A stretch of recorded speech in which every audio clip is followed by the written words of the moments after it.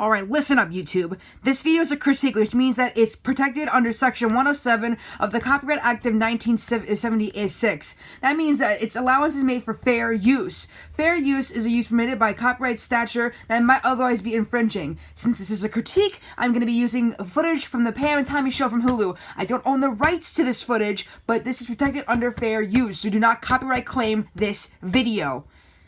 Let's start it.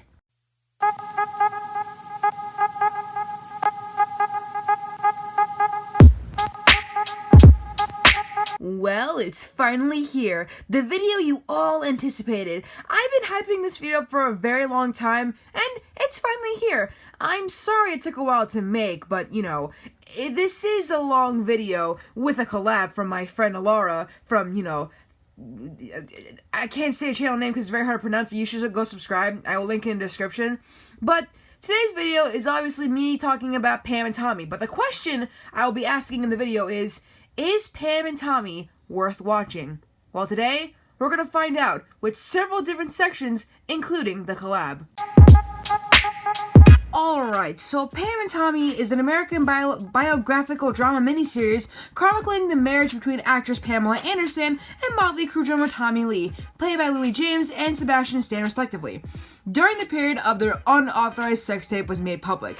Based on the 2014 Rolling Stone article, Pam and Tommy, The Untold Story of the World's Most Famous Sex Tape, by Amanda Chicago Lewis, the series was created for Hulu by Robert Segal, and is produced by Point Grey Pictures, Annapurna Television, and Lionsgate Television. The premise of the show is basically that it depicts the marriage between Pamela Anderson and Tommy Lee, and the release of their infamous unauthorized sex tape, which was recorded privately during their honeymoon, and stolen. I mean, like, come on, guys, could have done a better job of keeping it safe, if you know what I mean, but it's all in the past now, literally.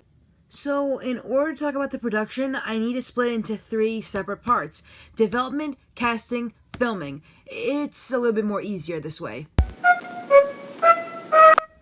Apparently, the series was first announced in 2018, and James Franco was attached to direct the miniseries and play Tommy Lee.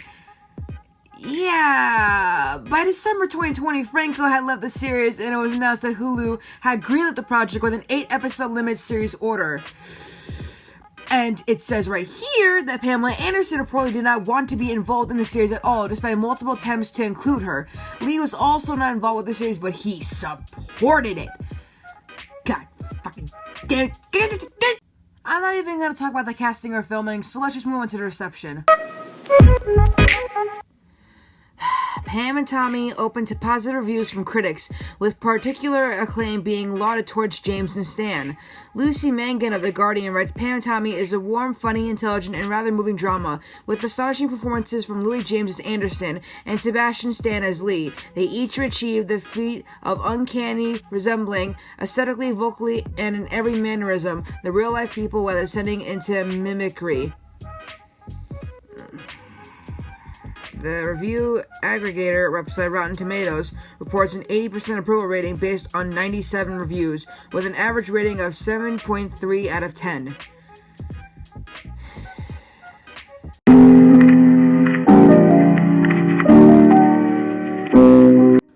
Alright, so Pam and Tommy.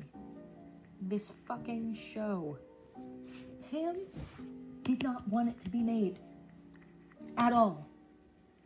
She refused its existence since the beginning. Sure, Tommy came out and said, it's a story that needs to be told, but that doesn't mean that Pam was okay with it.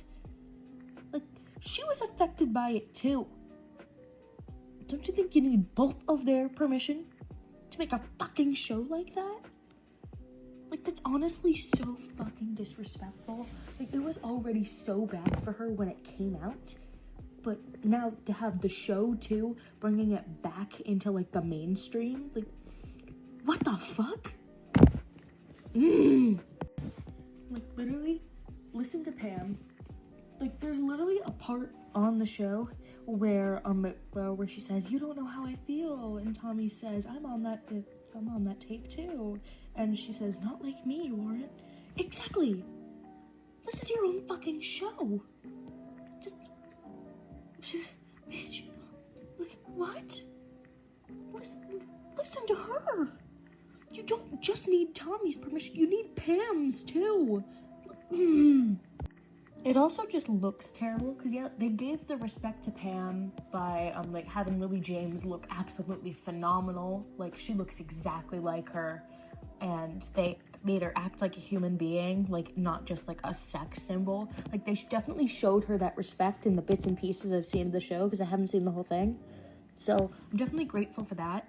But oh my god, Sebastian Stan, good actor from what I know of him, but he doesn't look like the role. Like, if you showed me a picture of him in that role, with the exception of the Mayhem tattoo, if you asked me who he was supposed to be, I wouldn't have any idea, because obviously, like, the Mayhem tattoo gives it away. But, like, he doesn't look like Tommy Lee at all. The only thing giving it away are the tattoos. I don't see Tommy at all in the face or the hair. Maybe the hair, like, slightly, but the face, no. And, oh my god, the Mötley Crüe that they cast.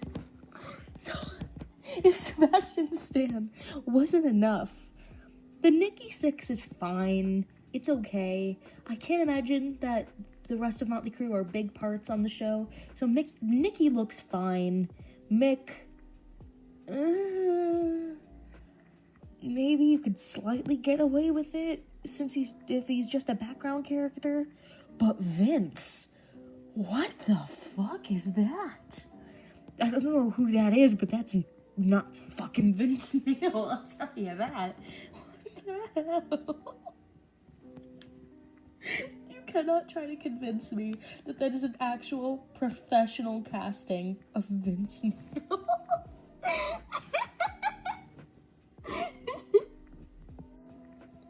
Like, yeah, they gave Vince a wig. You could also really tell that Nikki's hair is a wig, but it's Vince. They gave him a wig to look like Vince, but his face shape isn't the same. His facial features are not the same. It's like, he looks like a dude in a Halloween costume. That's how the whole band looks in the show. They look like guys in Halloween costumes with a budget. Like, a decent budget, but, like... I don't know how the other members of Mötley Crüe feel. Obviously, it's not their show to, like, give consent to, because obviously, like, it's a show about Pam and Tommy's sex tape, but, like, I wonder how they feel, like, because it's their buddy, and, like, their buddy's ex-wife, like, I just don't get it. And Tommy and Pam's kids, Dylan and Brandon, like, how do they feel about that? Because I'm sure it's already awkward for them to know that their parents have a sex tape out in existence. That's one of the most famous sex tapes to ever be filmed. So that's already an issue. But, like, now having a whole TV show be about it, like, are they embarrassed? Do they accept it? Like, how do they feel? Like, what? I just don't get it. So yeah, Pam and Tommy shouldn't have been made unless they had specific permission from Pam. And I feel bad for their kids. It's embarrassing for Hulu to have Mötley Crüe and Tommy Lee look like that. But props to them for casting Lily James and the makeup department that helped her out, because she looks great. The rest just seems terrible.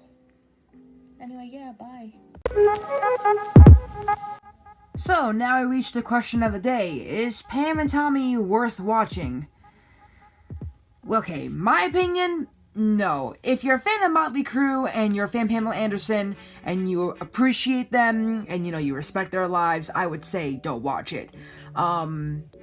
If you want to watch a Mötley Crüe related thing, I would say watch the Netflix Mötley Crüe biopic movie. That's a very good movie. If you want to watch Pamela Anderson stuff, just watch Baywatch, man. I mean, who am I to judge, okay? It's my opinion. You don't have to watch the show. I would say go watch the show. I don't even care. Watch it, don't watch it. In my opinion, it doesn't really matter. I mean, I only made this video for fun. And, yeah, we reached the end of the video. Man, it's finally over. 94.4% of you watch my videos but aren't subscribed to my channel. So make sure you hit the subscribe button and press that like button and turn on post notifications.